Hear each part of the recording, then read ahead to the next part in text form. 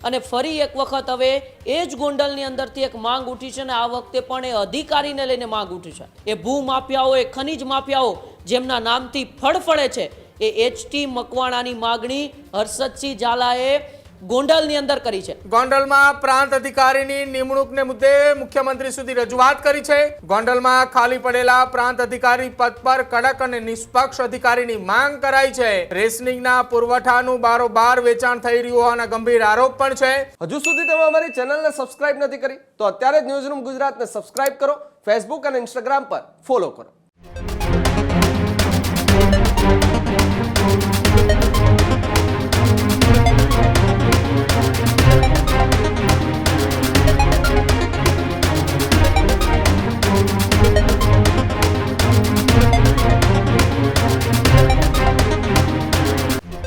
સમાચારોમાં આગળ વાત કરીએ। ગોંડલથી એક મહત્વપૂર્ણ સમાચાર મળી રહ્યા છે। ગોંડલમાં ખાલી પડેલી પ્રાંત અધિકારીની જગ્યા પર હવે કોંગ્રેસે રજૂઆત કરી છે। ગોંડલમાં પ્રાંત અધિકારીની નિમણૂકને મુદ્દે મુખ્યમંત્રી સુધી રજૂઆત કરી છે। ગોંડલ શહેર કોંગ્રેસ પ્રમુખે મુખ્યમંત્રીને પત્ર લખ્યો છે। ગોંડલમાં ખાલી પડેલા પ્રાંત અધિકારી પદ પર કડક અને નિષ્પક્ષ અધિકારીની માંગ કરાઈ છે। હર્ષદસિંહ ઝાલા કે જેઓ ગોંડલ શહેર કોંગ્રેસ પ્રમુખ છે કે જેમણે રાજ્યના મુખ્યમંત્રીને લેખિતમાં રજૂઆત કરી છે। એચટી મકવાણા અને ચિંતન વૈષ્ણવ જેવા અધિકારીની નિમણૂક કરવાની માંગ ઉઠી છે। પત્રમાં ગોંડલ પંથકમાં ચાલતી કેટલીક ગંભીર ગેરરીતિ તરફ પણ ધ્યાન દોર્યું છે। ખનીજ ચોરી અને બાયોડીઝલનું ખુલ્લેઆમ વેચાણ થતું હોવાનો વાત હર્ષદસિંહે પત્રની અંદર લખી છે। રેશનિંગના પુરવઠાનું બારોબાર વેચાણ થઈ રહ્યું હોવાના ગંભીર આરોપ પણ છે। ગૌચરની જમીન પર ગેરકાયદેસર દબાણની સમસ્યાઓ પણ વ્યાપક બની હોવાની વાત એ ગોંડલ શહેર કોંગ્રેસ પ્રમુખે કરી છે। સાથે જ પત્રની અંદર નિર્લિપ્ત રાયની એ ભૂતકાળની અંદર ગોંડલના લોકોએ માંગ કરી હતી। જો કે હવે રેન્જ આઈજી તરીકે નિર્લિપ્ત રાય આવ્યા ત્યારબાદ વધુ 2 અધિકારીઓમાંથી એકની નિમણૂક ગોંડલમાં કરવા માટેની વાત કરી છે। ઉમંગ, ગોંડલની જનતા હવે એક બાદ એક બાહોશ અને બેબાક અધિકારીની માંગ કરી રહ્યા છે। કાયદો અને વ્યવસ્થાની સ્થિતિને લઈને અત્યાર સુધી ગોંડલમાં સવાલો ઉઠતા હતા। હવે એચટી મકવાણા અને ચિંતન વૈષ્ણવ જેવા પ્રાંત અધિકારીની પણ માંગણી ગોંડલની જનતાએ કરી છે।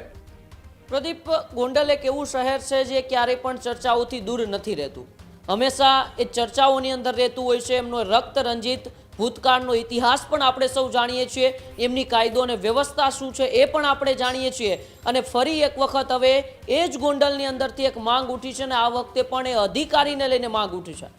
હર્ષદસિંહ ઝાલા જેવો કોંગ્રેસના પ્રમુખ છે ગોંડલના, તેઓએ એક પત્ર મુખ્યમંત્રીને સીધો લખ્યો છે અને મુખ્યમંત્રીને પત્ર લખીને હર્ષદસિંહ ઝાલાએ માગણી કરી છે કે ગોંડલની અંદર જે પ્રાંત અધિકારીની જગ્યા ખાલી છે, કારણ કે ગમારા સાહેબ જેઓ પ્રાંત અધિકારી હતા તેઓની બઢતી થઈ એટલે પ્રાંત અધિકારીની જગ્યા ખાલી છે। હવે ત્યાં પ્રાંત અધિકારીની જગ્યાએ બાહોશ અધિકારીને મૂકવા વિનંતીને બાહોશ અધિકારીનું નામ પણ આપ્યું છે।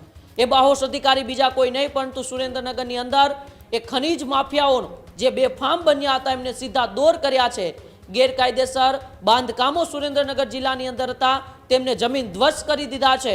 એ ભૂમાફિયાઓ, એ ખનીજ માફિયાઓ જેમના નામથી ફળફળે છે એ એચટી મકવાણાની માગણી હર્ષદસિંહ ઝાલાએ ગોંડલની અંદર કરી છે। અને બીજા અધિકારી ચિંતન વૈષ્ણવ જેઓ નાયબ મામલતદાર હતા, જેઓ પણ આ ખનીજ માફિયાઓ જે બેફામ બનેલા હતા તેમને સીધા દોર કરી દીધા હતા। આ ચિંતન વૈષ્ણવ જેઓ પણ એક બાહોશ અને કડક અધિકારીની છાપ ધરાવે છે, આ 2 અધિકારીઓની માંગ હર્ષદસિંહ ઝાલાએ ગોંડલની અંદર કરી છે।